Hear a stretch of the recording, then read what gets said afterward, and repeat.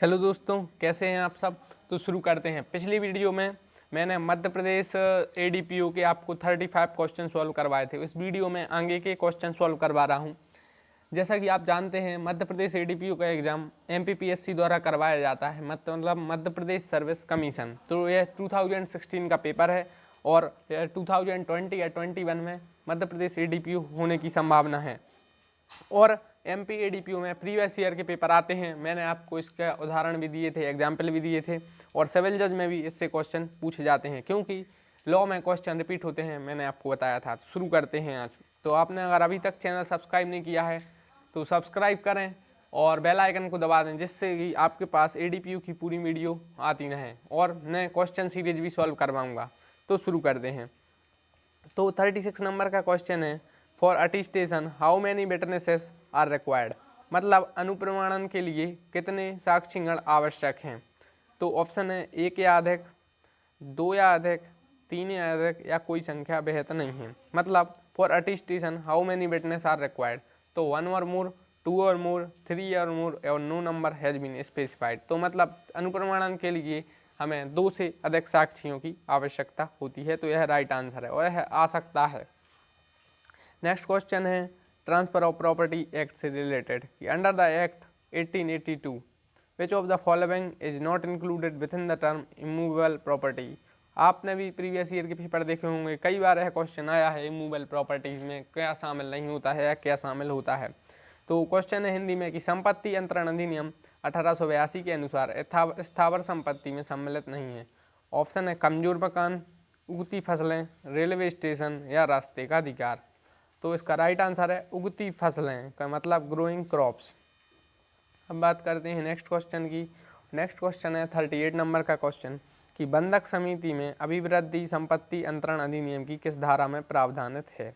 Improvements to mortgage property is provided in which of the section of the transfer of property act. Transfer of property act के question civil जज में भी आते हैं। ये question repeatable question है और मैं आपके लिए एमपी सिविल जज के 2018 का पेपर सॉल्व करवा चुका हूँ, 2019 का करवा चुका हूँ और MP high court law clerk का भी करवा चुका हूँ। तो यह रिपीटेबल क्वेश्चन है। ऑप्शन है सेक्शन 63, 63A, सेक्शन 64 या सेक्शन 65। तो राइट आंसर है इसका सेक्शन 63A। तो धारा 63 का इसका राइट आंसर है। अब बात करते हैं नेक्स्ट क्वेश्चन की। यह एक और question transfer of property act से है और ट्रांसफर ऑफ प्रॉपर्टी एक्ट काफ़ी जरूरी है, क्योंकि ट्रांसफर ऑफ प्रॉपर्टी एक्ट एक कॉमन लॉ सब्जेक्ट है जो सभी जगह की जुडिशियल एग्जामों में पूछा जाता है। तो है which of the following does not come with in the ambit of a living person under transfer of property act. मतलब संपत्ति अंतरण अधिनियम के अंतर्गत निम्नलिखित में से कौन सा जीवित व्यक्ति के अंतर्गत नहीं आता है। ऑप्शन है कंपनी, व्यक्तियों का निकाय, मूर्ति, या व्यक्तियों का संघ। मतलब company, body of individual, idol, या एसोसिएशन ऑफ इंडिविजुअल। तो इसका मतलब है मूर्ति। अब बात करते हैं नेक्स्ट क्वेश्चन की। नेक्स्ट क्वेश्चन है कि which of the following property में be transferred under transfer of property act. संपत्ति अंतरण अधिनियम के तहत कौन सी संपत्ति अंतरित की जा सकेगी। लोकपद, या ऐसी संपत्ति जो अंतरण हेतु विधि द्वारा वर्जित ना हो, या पेंशन, या संभाव्य उत्तराधिकार। ऑप्शन है public office, a property which has not been prohibited by law or a transfer, pension or chance of succession। तो राइट आंसर है option number B, a property which has not been prohibited by law for transfer। ऐसी संपत्ति जो अंतरण हेतु विधि द्वारा वर्जित ना हो।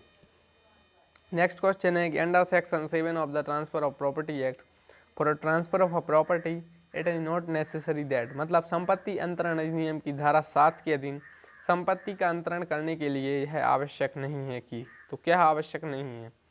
तो प्रत्येक दशा में अंतरणीय संपत्ति स्वयं उसी की हो। मतलब in every circumstances the transferable property must be for his own. अब बात करते हैं नेक्स्ट क्वेश्चन की। नेक्स्ट क्वेश्चन है A transfer his property to B with the condition that B shall never transfer this property to any man. The transfer of property is, मतलब का अपनी संपत्ति किसी बी को देता है और कहता है कि वो किसी और को ना दे, तो यह क्या होगा, क्या है, वॉइड होगा, वॉइडेबल होगा, अनलॉफुल होगा, या लॉफुल होगा, but the condition is void होगी। तो आपको बता दूं कि वॉइड, वॉइडेबल, अनलॉफुल, लॉफुल में काफ़ी अंतर है। यह मैं आपको एक नेक्स्ट वीडियो में डिटेल में बताऊंगा। तो का अपनी संपत्ति का अंतरण खा को इस शर्त के साथ करता है कि खा उसका अंतरण किसी भी को नहीं करेगा। संपत्ति का यह अंतरण क्या है। शून्य है कि शून्य करनी है, अवैध है, विधिमान है परंतु शर्त शून्य। तो राइट आंसर है लॉफुल है but the condition is void. अब बात करते हैं नेक्स्ट क्वेश्चन की। 43rd नंबर का क्वेश्चन है कि under section 17 of the TP act regarding accumulation of income of any property the period from the date of the transfer as option है 18 years, 12 years, 10 years और 16 years. संपत्ति अंतरण अधिनियम की धारा 17 के अधीन अंतरण की तारीख से किसी संपत्ति की आय का संचयन करने की अवधि है 18 वर्ष है, 12 वर्ष है, 10 वर्ष है या 16 वर्ष है। राइट आंसर है 18 वर्ष। 18 year is the right answer of this question. So अगर आपने अभी तक चैनल सब्सक्राइब नहीं किया है तो प्लीज़ चैनल को सब्सक्राइब कर दें और लाइक कर दें और कमेंट में कर दें कि आपको एडीपीयू के किस सब्जेक्ट के प्रीवियस ईयर के पेपर चाहिए हैं या आपके लिए ऑब्जेक्टिव क्वेश्चन किस प्रकार के चाहिए हैं। तो क्वेश्चन नंबर 44 है कि खा को का कोई खेत पट्टे पर इस शर्त के साथ देता है कि खा 1 घंटे में 100 मील पैदल चले। यह पट्टा क्या है? A lets a farm to be on condition that we shall walk 100 miles in an hour the lease is. क्या है? अनलॉफुल है, वॉइड है, वॉइडेबल है, लॉफुल है बट कंडीशन इज वॉइड है। तो यह एक शून्य है। नेक्स्ट है transfer of property to an unborn person is provided under this section of the transfer of property act. अजात मतलब अजन्मा व्यक्ति के फायदे के लिए अंतरण का प्राविधान संपत्ति अंतरण अधिनियम की किस धारा में है? ऑप्शन है सेक्शन 12, सेक्शन 13, सेक्शन 14 या सेक्शन 12 और 13 बोथ। राइट आंसर है सेक्शन नंबर 13। नेक्स्ट क्वेश्चन है संपत्ति अंतरण अधिनियम की धारा 30 के अधीन यदि परतर व्ययन विधिमान न हो तो पूर्वक व्ययन पर उसका क्या प्रभाव होगा? Under section 30 of the transfer of property act the ulterior disposition is not valid the prior disposition is affected by it, not affected by it, partly affected और depends on the discretion of the court. तो right answer है not affected by it, मतलब प्रभाव नहीं पड़ेगा। और transfer of property act के काफ़ी क्वेश्चन आते हैं तो आपके लिए पढ़ना काफ़ी ज़रूरी है। एक और question transfer of property act से दिख रहा है कि every transfer of immovable property made with intent to defeat और delay the creditors of the transferor और transferor being a fraudulent transfer shall B.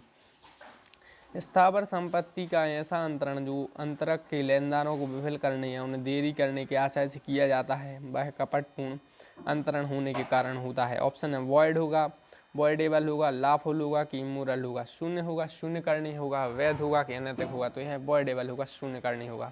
Next question है मैसनी प्रॉफिट्स डज नॉट इंक्लूड, अंतकालीन लाभ के अंतर्गत सम्मिलित नहीं है।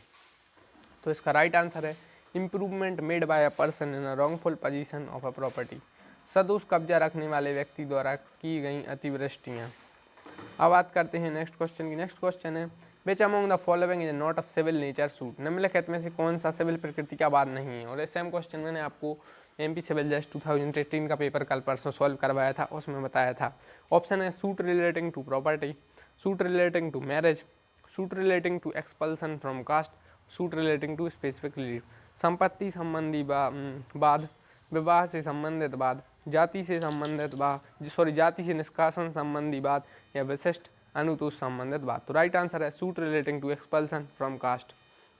नेक्स्ट है in which section of the civil procedure code interpleader suit is given. तो यह किस सेक्शन में है? तो ऑप्शन है 90, 88, 89 या 91। तो सेक्शन 88 इसका राइट आंसर है। इस प्रकार के क्वेश्चन सीधे सीधे पूछ लेते हैं किस सेक्शन में क्या बताया गया है। तो आपको मेन सेक्शन भी याद रखने, चाहे वो CPC हो, IPC हो, CRPC हो, तो वो भी एक वीडियो बताऊंगा कौन कौन से सेक्शन इंपॉर्टेंट हैं जो प्रीवियस ईयर में आए हैं और वो ही आते हैं। ऐसा नहीं है कि हमें पूरे याद करने हैं कि पूरे 395 आर्टिकल हैं कॉन्स्टिट्यूशन में तो पूरे याद करने हैं। कुछ मेन होते हैं जैसे यूनिफॉर्म सिविल कोड के आर्टिकल में बताया गया है, एवोल्यूशन ऑफ अनटचेबिलिटी के आर्टिकल में है। तो ये मेन है जो मैं आपको वीडियो में बताऊँगा। और आप कमेंट बॉक्स में लिख दीजिएगा अगर आप कोई भी चीज़ जानना चाहते हैं या आपको वीडियो से रिलेटेड कोई परेशानी है तो। नेक्स्ट क्वेश्चन है कि the principle of res judicata is not applicable to which of the following. अब सेम क्वेश्चन है 2018 सिविल जज में मैंने सॉल्व करवाया था और मैं आपको बता रहा हूँ कि पूरे क्वेश्चन है रिपीट होते हैं। अगर ये 2016 का ADPO का पेपर है, अब जब ADPO का पेपर आएगा तो इससे 10 से 20 क्वेश्चन आएंगे और MP सिविल जज में भी आएंगे और UP में भी आ जाएंगे क्योंकि क्वेश्चन लॉ में रिपीट होते रहते हैं। ओनली जर्नल स्टडीज़ है जो हम उसका प्रत्याशित नहीं कर सकते कि कौन सा क्वेश्चन आएगा, लेकिन लॉ में क्वेश्चन रिपीट होते हैं, होंगे और होते रहेंगे। तो आप अगर सरकारी वकील की तैयारी कर रहे हैं या हायर जुडिशरी की तो आपको यह पेपर जरूर देखने चाहिए। नेक्स्ट है तो the principle of res judicata is not applicable to which of the following. Option है सूट्स पर, एग्जीक्यूशन ऑफ डिग्री प्रोसीडिंग पर, आर्बिट्रेशन प्रोसीडिंग पर, ऑल आर करेक्ट, मतलब वादों पर, डिग्री के निष्पादन कार्यवाहियों पर, मध्यस्थम कार्यवाहियों पर, या सभी विकल्प सही हैं। तो राइट आंसर है आर्बिट्रेशन प्रोसीडिंग, मतलब मध्यस्थम कार्यवाहियों पर। नेक्स्ट है which among the following is not a ground for rejection of a plan, निम्न में से कौन सा वाद पत्र के नामंजूर किए जाने का आधार नहीं है। तो यह क्वेश्चन 5 स्टार क्वेश्चन है, काफ़ी हाईलाइटेड क्वेश्चन है, कई बार आते रहते हैं। तो इसके आपके ऑप्शन है where it does not disclose case of action. तो नेक्स्ट ऑप्शन इसका राइट है कि where plant filed in a court which is incompetent to try, और जहां वाद पत्र ऐसे न्यायालयों में दायर किया गया है जो उसके विचारण करने में अक्षम हो। नेक्स्ट है कि रिटर्न स्टेटमेंट में भी filed from the date of summon वेतन, मतलब समन तामीली की तिथि से लिखित कथन प्रस्तुत करना होता है। 30 दिन में करना होता है कि 45 दिन में करना होता है कि 60 दिन में करना होता है कि 120 दिन में करना होता है। तो 30 दिन में करना होता है, इसका राइट आंसर है। नेक्स्ट क्वेश्चन है निर्णीत ऋणियों के लिए जीवन निर्वाह भत्ता सीपीसी की निम्नलिखित किस धारा में दिया गया है। Subsistence allowance to the judgement debtor under CPC under which of the following section. Option है section number 56, section number 57, section number 58 या सेक्शन नंबर 60। सेक्शन नंबर 57 इसका राइट आंसर है। और नेक्स्ट क्वेश्चन है कि if an indigent person succeeds in the suit from whom the court fees will be realised. Option है from the state, from the opposite party, from the subject matter of the suit, और none of these is correct. Right answer है बात की विषय वस्तु से, मतलब from the subject matter of the suit. Next question है when a second appeal under the code of a civil procedure code 1908 before the high court में be preferred. Civil प्रक्रिया संहिता 1908 में उच्च न्यायालय के समक्ष द्वितीय अपील कब पेश की जा सकती है। ऑप्शन है विधि के किसी सारवान प्रश्न पर, तथ्य के किसी सारवान प्रश्न पर, या लोकनीति के प्रश्न पर, या सभी विकल्प सही हैं। तो राइट आंसर है on a substantial question of law, मतलब विधि के किसी सारवान प्रश्न पर। नेक्स्ट क्वेश्चन काफ़ी इंपॉर्टेंट है और कई बार आया है। Caveat remains in force from the date of its lodging. Caveat प्रवर्त रहता है उसकी दायर करने की तिथि से। तो 30 दिन है, 45 दिन है, 60 दिन है, 90 दिन। तो 90 दिन इसका राइट आंसर है। नेक्स्ट क्वेश्चन है सिविल प्रक्रिया संहिता 1908 में अधीनस्थ न्यायालयों की भाषा की घोषणा की जाती है। Under the code of the civil procedure 1908 language of a subordinate court is declared by.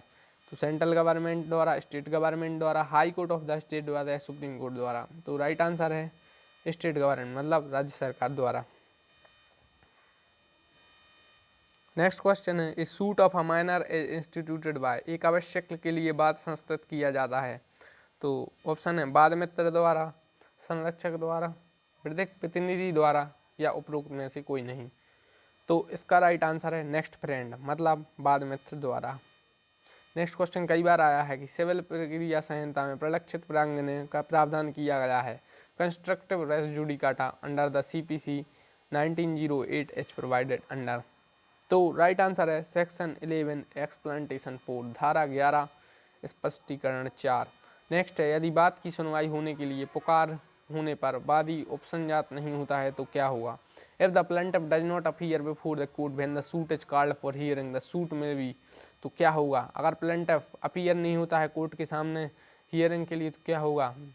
तो डिसमिस्ड होगा, हियर्ड एक्स पार्टी होगा, रिजेक्टेड होगा, रिटर्न होगा। तो डिसमिस्ड मतलब खारिज हो जाएगा। नेक्स्ट है in the code of a civil procedure code 1908 summary procedure is provided in. ये कई बार क्वेश्चन आया है। तो संक्षिप्त प्रक्रिया सिविल प्रक्रिया संहिता 1908 के किस आदेश में उपबंधित है। तो order number 37, order number 38, order number 39, या ऑर्डर नंबर 40। राइट आंसर है ऑर्डर नंबर 37। तो आदेश 37 इसका राइट आंसर है। अब बात करते हैं नेक्स्ट क्वेश्चन की। नेक्स्ट क्वेश्चन है कि सिविल प्रक्रिया संहिता 1908 के आदेश 16 में निम्नलिखित में से किसका उपबंध किया गया है। Under order 16 of the code of the civil procedure 1908 which of the following has been provided. तो इसका राइट आंसर है summoning and attendance of the witness, साक्षियों को समन करना और उनकी हाजिरी करना। नेक्स्ट क्वेश्चन है कि when unnecessary person are joined as parties to the suit is called. तो उन्हें क्या कहा जाएगा, नॉन ज्वाइंडर कहा जाएगा, मिस ज्वाइंडर कहा जाएगा, को ज्वाइंडर कहा जाएगा, या सूट ज्वाइंडर। तो उन्हें कहा जाएगा मिस ज्वाइंडर। अब बात करते हैं नेक्स्ट क्वेश्चन की। नेक्स्ट क्वेश्चन है यदि कोई व्यक्ति स्वेच्छापूर्वक खेल कूद प्रतियोगिता में भाग लेता है और उसे गंभीर चोट पहुंचती है तो क्या होगा। तो no claim in torts because of the principle of voluntary non fit injury. Voluntary non fit injury एक एक्सेप्शन है और यह जनरल डिफेंस है। वॉलंटरी नॉन फिट इंजरी अगर आप किसी चीज़ पर अपनी सहमति दे देते हैं और फिर आपको कुछ क्षति हो जाती है तो उसके लिए जो कि डिफेंडेंट है वो लायबल नहीं होगा। तो सहमति से किए गए कृत्यों में क्षति नहीं होने पर सिद्धांत के कारण अपकृत्य में कोई दावा नहीं कर सकता। और यह टॉर्ट का क्वेश्चन पूछा गया है। नेक्स्ट क्वेश्चन है, A gives left in its car to be for a specified destination and on the way due to negligence of A an accident is caused A has. A ने B को अपनी car में निश्चित गंतव्य के लिए मुफ्त में बैठाया और रास्ते में एक ही लापरवाही से दुर्घटना हो गई, तो अब ए की क्या जवाबदारी बनेगी? तो ऑप्शन है नो रिस्पॉन्सिबिलिटी टुवर्ड्स बी, मतलब कि कोई जिम्मेदारी नहीं बनेगी। नेक्स्ट है no legal duty to take care B safety, B की सुरक्षा प्रदान करना उसका विधिक दायित्व नहीं है। या C A legal duty to take care of B and is also liable for damage, मतलब बी के प्रति सावधानी बरतने का विधिक दायित्व और हर्जाना अदा करने की आबद्धता। तो आपको एक बात बता दूं, यह है MPADPO का पेपर है, उसमें टॉर्ट से रिलेटेड क्वेश्चन आए हैं। नेक्स्ट क्वेश्चन फिर टॉर्ट से है, tort is defined as a civil wrong from which remedy is in action for, मतलब टॉर्ट एक सिविल लॉन्ग है। आप जानते हैं टॉर्ट की डेफिनेशन सेक्शन लिमिटेशन में दी गई है कि tort is civil wrong which is not exclusively a breach of contract और ब्रीच ऑफ ट्रस्ट। तो यह डेफिनेशन आपको याद रखनी है, इससे सीधे सीधे क्वेश्चन आ जाते हैं। तो क्वेश्चन है कि tort is defined as a civil wrong for which remedy is in action for unliquidated damages, liquidated damages, unliquidated damages and liquidated damages and no damages। तो इसका राइट आंसर है unliquidated damages। नेक्स्ट क्वेश्चन फिर भी tort से है कि the exercise of ordinary rights for a lawful purpose and in a lawful manner is no wrong even if it causes damages, this is known as. Option है voluntary non fit injuria, injuria sine damno, damnum sign injuria, respondeat superior. तो इसका right answer है damnum sign injuria. और यह maximum आपके लिए जानना चाहिए, इंजूरिया साइन डैमनम साइन इंजूरिया, ये मैं आपको डिटेल में पढ़ाऊंगा। बात करते हैं नेक्स्ट क्वेश्चन की, जो कि 69 नंबर का क्वेश्चन की रिस्पोंडेंट सुपीरियर मीन्स, यह कई बार क्वेश्चन आया है, श्रेष्ठ उत्तरदाता से अभिप्रेत है। रिस्पोंडेंट सुपीरियर का मतलब क्या होता है? ऑप्शन है, तो इसका राइट आंसर देख लेते हैं सीधा कि मास्टर इज विक्रियसली लायबल, मतलब स्वामी प्रतिनिधि रूप में जवाब दे है। रिस्पोंडेंट सुपीरियर मतलब कि मास्टर इज विक्रियसली लायबल। नेक्स्ट है, और नेक्स्ट क्वेश्चन में हमें सुमेलित करना था। उसके बाद बात करते हैं केसला का क्वेश्चन है कि the principle of privity of contract was held to be applicable to an action for a tort in which of the following cases. संविदा की गुप्तता का सिद्धांत अपकृत्यों पर लागू नहीं होता, यह निर्णय निम्नलिखित में से किस मामले में दिया गया? ऑप्शन है Winterbottom versus Wright, Donoghue versus Stevenson, Grant versus Australian knitting mills limited और एसबी वर्सेज वाइट। तो राइट आंसर है डोनगू वर्सेज स्टीवेंसन। यह कई बार आता है और टॉर्ट में काफ़ी इंपॉर्टेंट केस लॉ ही पूछे जाते हैं। 5-10 केस लॉ हैं, वो मैं आपको बताऊंगा कि टॉर्ट के इंपॉर्टेंट केसेस हैं जो ADPO के लिए आपके लिए हेल्पफुल हैं और यूपी में भी आते हैं, यूपी एग्जामों में। नेक्स्ट है निम्नलिखित में से प्रतिनिधिक दायित्व का उदाहरण कौन सा नहीं है? Which of the following is not example of vicarious liability? Liability of the husband और the tort of his wife, मतलब पत्नी की अपकृत्य के लिए पति का दायित्व विक्रियस लायबिलिटी का एग्जाम्पल नहीं है। जबकि liability of the principal for the tort of his agent, अगर कोई एजेंट गलती करता है तो प्रिंसिपल लायबल होगा, तो एक विक्रियस लायबल का उदाहरण है। Liability of partner from each other tort, अगर कोई पार्टनर है तो पार्टनर करता है तो सभी पार्टनर जिम्मेदार होंगे। और liability of the master for the tort of A servant, अगर कोई सर्वेंट गलती करता है तो मास्टर लायबल होगा, लेकिन अगर कोई पत्नी गड़बड़ करती है तो पति उसके टॉर्ट के लिए अपकृत्य के लिए जिम्मेदार नहीं है।